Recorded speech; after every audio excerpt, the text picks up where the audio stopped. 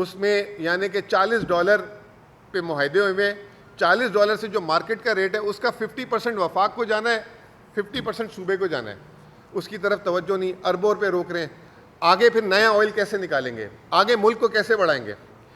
फिर इसके अलावा हमारा जो FAD, इस वक्त वफाकी हुकूमत पेट्रोल पे 60 रुपये लीटर ले रही है पेट्रोलियम लेवी, लेकिन जो FAD एंड ऑयल है उसको सिफर कर दिया ताकि सूबे को पैसे ना दे। वो 5% होने चाहिए, वो भी अरबों रुपये में।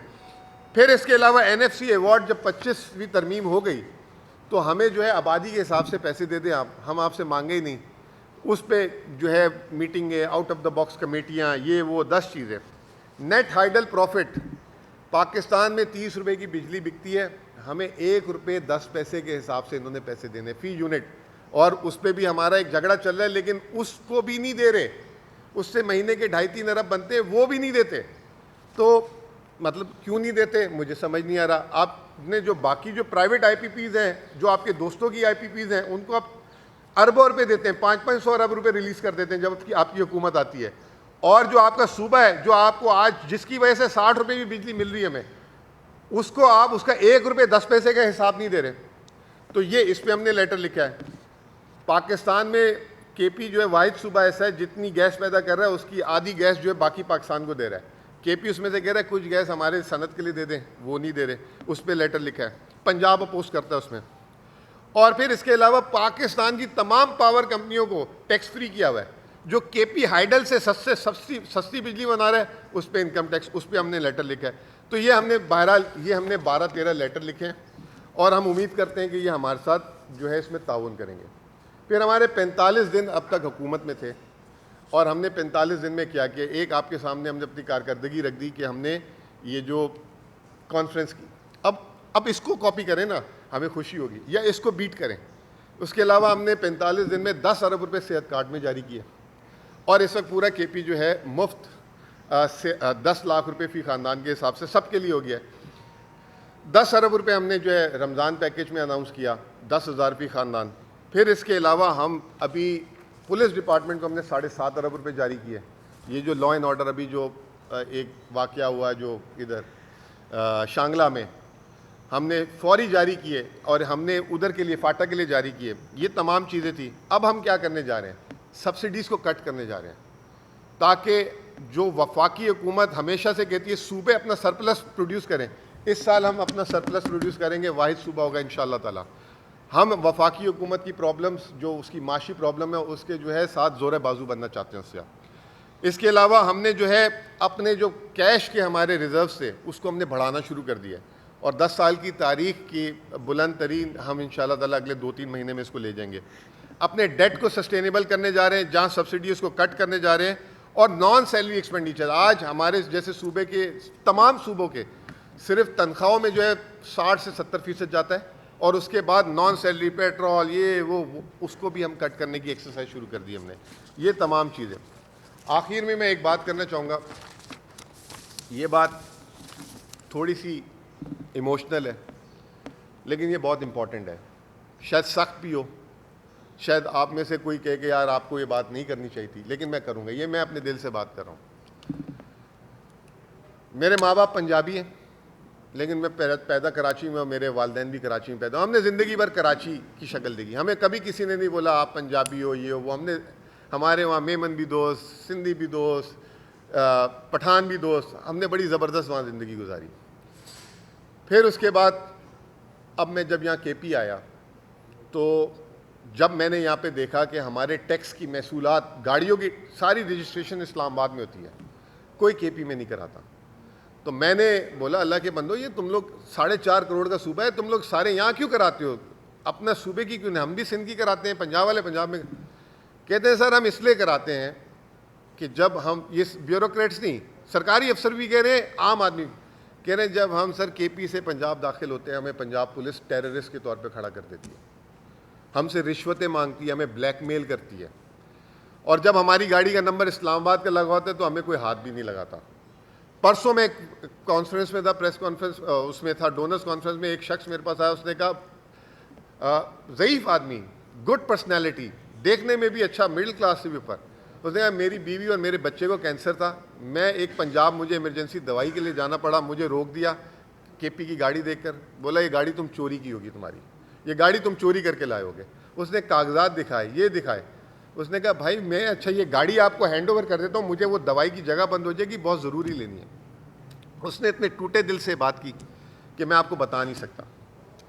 इसी तरीके से इसी तरह की एक बात मैं रिपीट नहीं करना चाहता, अभी ये नई वज़ीर आला पंजाब ने भी कर दी थी कि चेक पोस्टें लगाओ, ये करो वो करो। मैं हाथ जोड़ के बोलता हूँ कि इस मुल्क में आगे कम मसले नहीं है जो आप इस तरह के मसले क्रिएट कर रहे हैं। केपी की कौम को आप अंडर एस्टिमेट कर रहे हैं। इनके पास पाकिस्तान की पूरी बिजली सस्ती है, इनके पास तेल है, इनके पास बहुत वसाइल है। और एक और बात बता दूं, हम कराची और जो ताजिर लोग हैं वो समझते हैं इस बात को, पूरे पाकिस्तान को तिजारत में उधार ही पठान देते हैं। केपी के लोगों के पास बहुत पैसे हैं, अगर आज उन्होंने अपनी सरमायाकारी सिंध से या पंजाब से उधर से निकाल दी तो अच्छे अच्छे कारोबार वो हो जाएंगे। ये आप एक दूसरे का दस्ते बाजू बने, तरक्की दें। तो मैं आज इस प्लेटफॉर्म से जो है दरख्वास्त करूँगा कि तमाम सूबों के होम सेक्रेटरीज इस मसले को हल करें, एक दूसरे की जो है फैसिलिटेट करें, और बाकी जो हमारे लॉ एंड ऑर्डर उसके इशूज़ हैं उसको हम अलग तरीके से टैकल करें। ये मैं बात आपको मईशत से जुड़ी हुई है इसलिए कर रहा हूँ, वरना ये मैं बात नहीं करना चाहूँगा। तो ये एक चीज़ है जो मैं इमोशनली आप लोगों से बात करना चाहता था। जब वो लोगों से स्टोरी सुनते हैं कि जी हम जैसे निकलते हैं हमारी गाड़ी का नंबर ही होता है तो हमारे साथ इस तरह ट्रीट करते हैं, this is not the right way. बहुत बहुत शुक्रिया, थैंक यू वेरी मच।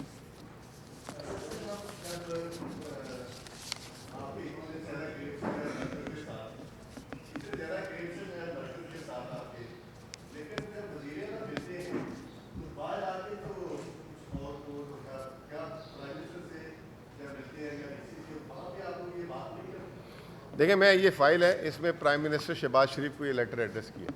जब उनकी मीटिंग हुई थी ये 7 लेटर भी लाए वो, और ये तमाम इश्यूज़ उनके डिस्कस किए। And he was kind enough, उन्होंने अपने तमाम इदारों को कहा कि जब IMF चले जाएगा तो फौरी कांटेक्ट करें। और लेट मी टेल यू कि फाइनेंस डिवीज़न और उन्होंने हमसे राब्ते भी किए और मसलों को उन्होंने हमारे सुना भी है। कुछ चीज़ों पर वो एग्री कर रहे हैं, कुछ चीज़ों से डिसएग्री कर रहे हैं। तो ये बात दोनों की हुई है। वापस से क्लियर कर लें कि जब आप वज़ीर आला या वज़ीर आज़म बन गए तो आप ना शहबाज शरीफ है, ना अली अमीन है, ना आप PTI हैं, ना ये है। ये 2 ऑफिसेस के रिलेशनशिप अपनी जगह है, ये 2 ऑफिसेस बात कर रहे हैं। और जो हम इशू बना देते हैं कि वैसे तो ये एक दूसरे को 47, 45 के ताने दे रहे हैं और आज इन्होंने ये मीटिंग कैसे कर ली, तो ये एक गलत चीज़ है और इसको हम गलत रंग दे रहे हैं।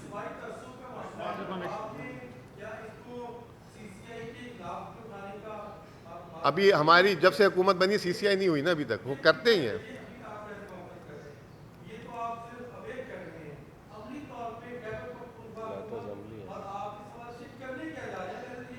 पहले तो दरखास्त ही करेंगे ना कि सारे एक दूसरे के साथ इस तरह की जो चीज़ हो रही है इसको कम करें, और उसके बाद ये बाकायदा मैं चाहता हूँ कि ये एक नेशनल डिबेट बने, हर एक को एक बराबरी का हकूक़ दिया जाए। अब ये पाकिस्तान में वीज़े लगाने वाली बात शुरू कर दें।